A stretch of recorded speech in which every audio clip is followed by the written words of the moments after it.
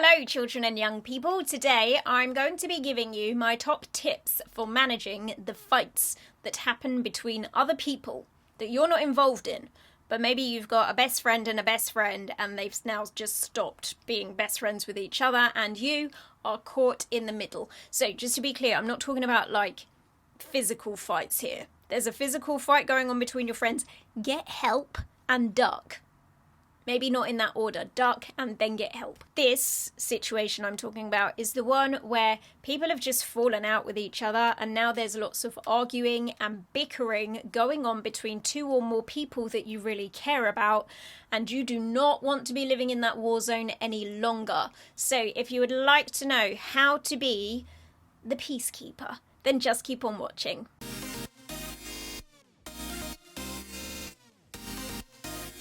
Okay, I am gonna guess that you're watching this video because there are a couple of people in your life that you really care about and you want to help them to achieve a more peaceful existence between each other. Let me just say though, this is not your job. This is above your pay grade. You do not have to be the peacekeeper of your friends, but maybe this is just something that's in your nature, or it maybe serves a positive use for you. Like it's going to make your life easier if these guys can get on with each other again. So you kind of want to do it for your own purposes to make your own life a little bit easier. So assuming that maybe one of those situations is the case, then let me give you my tips on how it is that you would manage two friends or two groups of friends who are not meeting in the middle anymore and are just clashing with each other. So the very first thing is going to come down to how you communicate. Now I'm going to tell you something, but I think this is a really useful thing for you to tell these two friends as well. And that is, when we are caught in an argument with somebody else, very often we end up using the word but a lot. The reason why we use the word but a lot is because when you say the word but, it makes everything that you say after saying it sound a bit more important. So if I said to you, it was a lovely day today, but it was very chilly, then the most important part of what I'm saying is the fact that it was very chilly, and you kind of forget the beginning part where I said it was a lovely day today. The reason why this happens when you've got two people that are arguing with each other is one of them might say, I know that you've had problems with me in the past, but you've been a very big problem in my life. So they'll use the word but to put more emphasis and more seriousness onto what they say after the word but.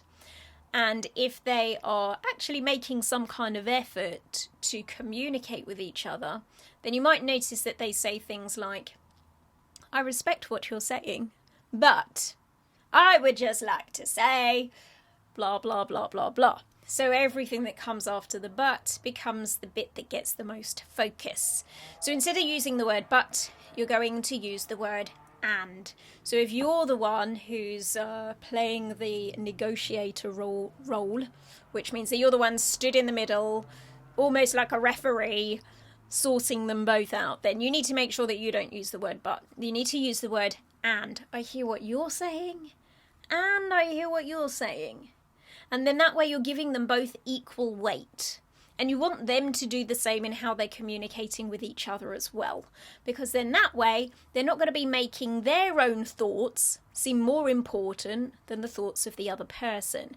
And it keeps them both on a sort of even level with each other without one of them trying to get themselves to be more important than the other.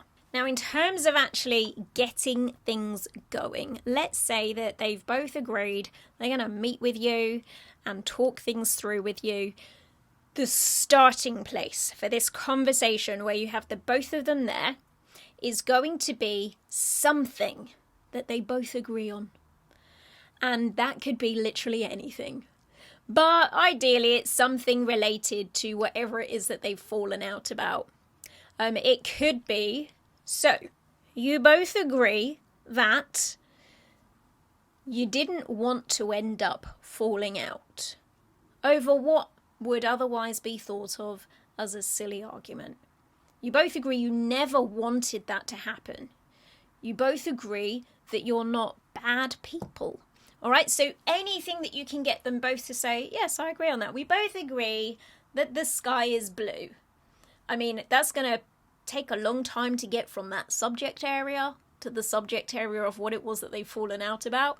And the closer the subject that you start with is to the thing that they've fallen out about, the easier it will be for you to keep moving the conversation forwards from there. But definitely start with something that they absolutely agree on. From there, move a little bit closer to what it was they fell out about. See if you can still keep them agreeing on what happened next. And if you can, move a little bit closer to the thing that they fell out about, or a bit more detail about it. And if they're still agreeing so far, move a little bit closer. Now, if at any point they start disagreeing, go back to the last thing that they were agreeing about, and then pick some other element to it, some other detail about what was going on. So let's say you've got two friends and they fell out about, I'm going to pick something really simple just to give you an example. They fell out about who it was that should be in goal when playing football. And one of them is saying, I'm the best goalkeeper, and the other one is saying, you're always in goal, you never give me an opportunity to be the goalie. And now they've fallen out, they are not talking to each other anymore. So your job is going to be, can we agree that we both like football? All right, they're going to agree on that. Can we agree that you both want the experience of being in goal? They're both going to agree on that. Can we agree that we want to play the game in a way that makes it fair, but also gives us the best chance of winning? Can we agree on that? And then you might even get to a place where it gets a little bit more complex, and you're saying, could we agree that in order to become a better goalkeeper, you need to have more experience, and that sometimes when you're getting experience, you might not be very good and you might let in a few goals. So sometimes even the best goalie needs to step back in order to help a teammate improve their skills. Can we agree that if you are both as skillful as each other at being in goal, you could share being in goal 50-50 and agree to take turns all of the time? So that's the way that you would move it forward. Now, if at any point one of them says, no, I would never want to share it 50-50, then you go back a step. Where were we before? Okay, so we did, however, agree that it's a good idea for you both to fine-tune your skills as goalkeepers, that's a good thing to do. So what's another way to make sure that you both get an equal chance at being in goal, even if we're not doing that every time it's an important game? How's another way in which we can do this? So then you move forward on a slightly different track to the one you were going in, and see if you can still keep their agreement that way.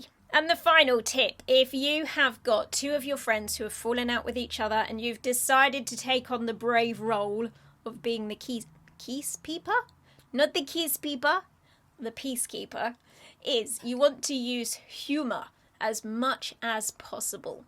If you can get them both laughing at the same thing, you have agreement.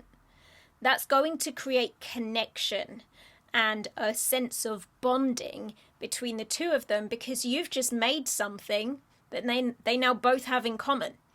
They've both laughed at the same thing. So use humor as much as you can. It will also take a lot of tension out of the situation. It will get rid of lots of the bad feelings. If they were coming in prepared for an argument, it's going to help those to fizzle away, and it will take lots of stress out of the situation. So use your humor in the best way possible, and make it, just a more easygoing interaction between the three of you.